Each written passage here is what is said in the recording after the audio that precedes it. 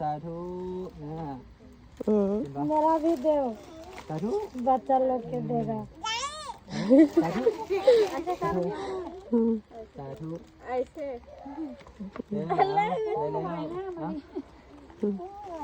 ऊपर से आ रहा है तैयो नहीं दे रहा है เจ้าของซาเทาเยี่ยมสาธุเป็นบ้างสาธุ साधु สาธุสามเดือนว่าเป็นบ้าง हम लोग के नहीं आता है बोलने के แล้วว้าเขาเจ้าภาษาเดียวเป็นเอเลยเดียว ये झाड़ुआ जंगल से लाता है เนี่ยเนี่ย जंगल से लाता हैเนี่ย अब बेचता है हाँ चावल खरीदता है इसको से กี่ใช่ป่ะขอบคุณครับ हाँ ขอบใจเด้อขอบใจเด้อ नहीं आता है मेरे के เอาลงกันเด้อบ๊ายบาย हाँ ตอนนี้ก็กำลังลงแล้วเนาะอันนี้ก็เด็กน้อยมาไว้ขออยู่ข้างทางนี่หนาวปะหนาวปะหนาวปะหนาวปะร้อยอยู่หนาวตากแดดอยู่เนาะการขยี้ในสุดของการตอนลงจะสิเห็นเล็กน้อยก็ได้อยู่ในระหว่างทางเนาะสีขอเงินขออย่างเขาไปกินข้าวลงไปกินอยู่ลุ่มพ่อแม่ลงไปกินข้าวอยู่ลุ่มป่ะ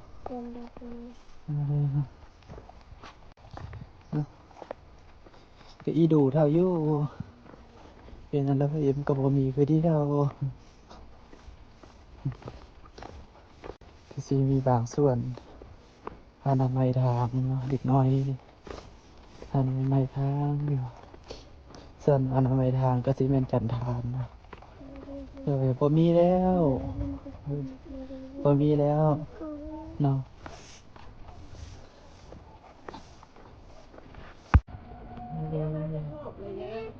มาครั้งแรกที่มีหลาคุณพลายังนำมาจักสารหัตถกรรมของข้าเจ้า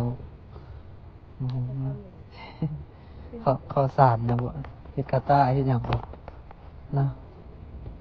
อยากเป็นยาวลงเยอะนี่ก็เป็นจะเขาเฮ็ดหยังบ่ศึกษาลงไป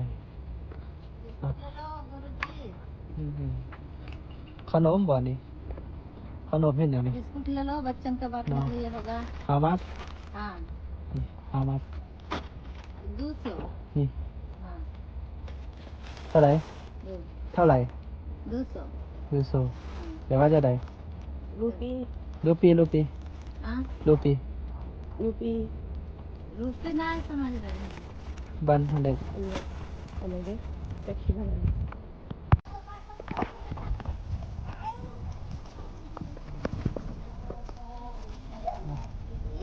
สาธุไหมสาธุ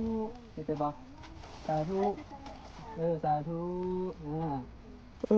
मेरा भी दो สาธุ बच्चा लोग के देगा สาธุสาธุ ऐसे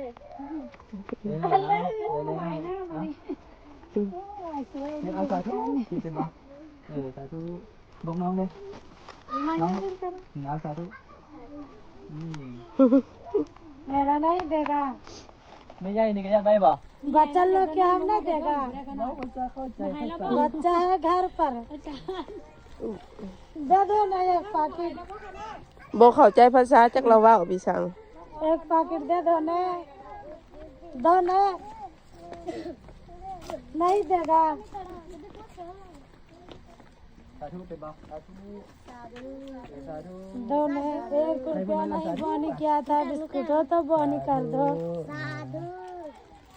เอาผู้ใหญ่จังไหน साधु สาธุ देखो तो ऊपर से आ रहा है तैयो तुम लोग नहीं दे रहा है สาธุฮะ ऊपर से आ रहा है तैयो नहीं दे रहा है เจ้าของซาเทาเยี่ยมสาธุเป็นบ่สาธุ साधु สาธุสามเดือนว่าเป็นบ่ हम लोग के नहीं आता है बोलने के แล้วว้าเขาเจ้าภาษาเดียวเป็นเอเลยเดียว ये झाड़ुआ जंगल से लाता है เนี่ย जंगल से लाता है เนี่ย अब बेचता है เออ हाँ चावल खरीदता है हाँ। इसको से ดีจ้ะบ่ขอบคุณครับ हाँ ขอบใจเด้อขอบใจเด้อ हाँ, เออ नहीं आता मेरे เอ को อเอาลงกันเด้อบ๊ายบาย हाँ, จะร้องภาษาที่เด้อ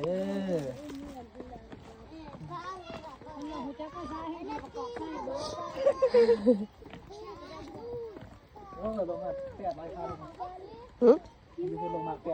800 เออ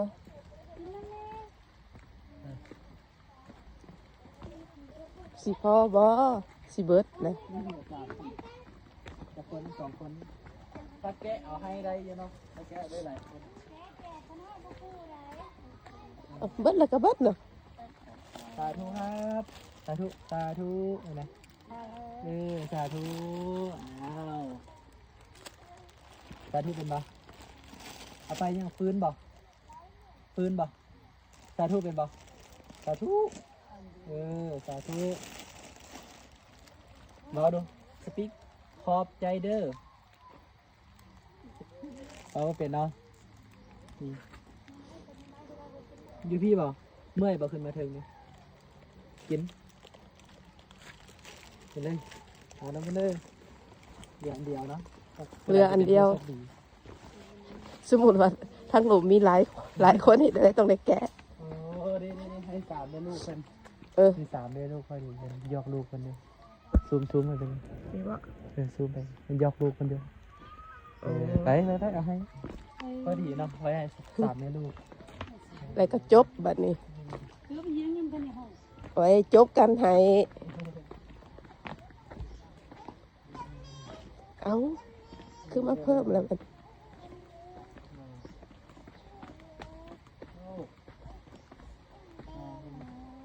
ลูกน้อยบ่หั่นได้จักเดือนแล้วแม่ใหญ่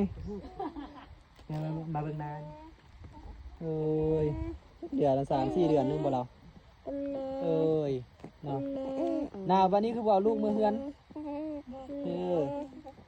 เนาะขอขนมมาสาธุเป็นบ่สาธุเป็นเนาะ ที่ตามเองก็เห็นเดี๋ยว เฮ็ดไปเนาะสาธุ ที่ตามเองก็เห็นที่ตามยัง เฮ็ดว่าเป็นเนาะเอ้ยเด็กน้อยนี่คือบ่เอาลูกมือเฮือนหน้าบ่หั่นดูได้กินข้าวบ่หั่น เด็ก บ่เอาให้รอดิเอ้ยเป็นตาเพมน้อยๆ5-6 เดือนเท่าพ่อยไปเลยเอ้ากินเอาลงกันมานี่เบิดเลย ดังกาจับติด เบิดแล้วเนาะก็ยังหลายๆไอ้คนเนาะแต่ขนมมันก็เบิดแล้วดิขอบคุณหลายมีข้าวตัวแก่ขึ้นมาอยู่เท่านี้เบิดแล้วมันมีกับโนมันมี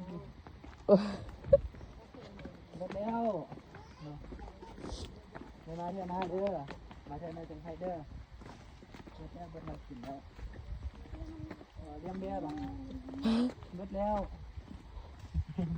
ยิ้มงามเลยเบิดแล้ว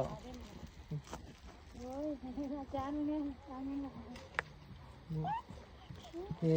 ลูกเลี้ยวเฮ้ยเอาไปเอา เพ่ง เอา ขัก บ่ ไว้ นี่เด็กน้อยคนนี้ก็อยากเมาแล้ว อืม นี่บ๊าย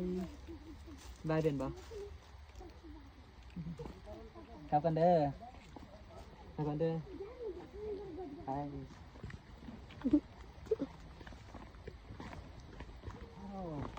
ี่แหละเขาอยู่บนเบิดอยู่เพื่อนค่อยนี่เนาะไม่อยากกันเอาเนาะ2 คนไม่ลูกเนาะ บ่ ให้หลายเขาบ่มีเงินกลับบ้านเลยดิเงินเป็น ผู้นี้ใหญ่สถานที่ยังบ่ได้ยังเลย เนาะ ผู้ เนาะเอาคนนึงกับพ่อเนาะเอาลูกบ่ลูกบ่เดี๋ยวให้ลูกพ่อเนาะให้หลายเดี๋ยวจะครบควร อีกด้านกับด้าน ทุกอย่างกับเบิดละเสียงดินะโอ้ดิยังหลายคนเนาะที่จะได้ให้พอนี่เดี๋ยวจะถึงก็เอาให้ละยังหลายคนบ่นี่จะได้ให้พอนี่บ่มีให้เลยเด้อเบิดละเด้อปิด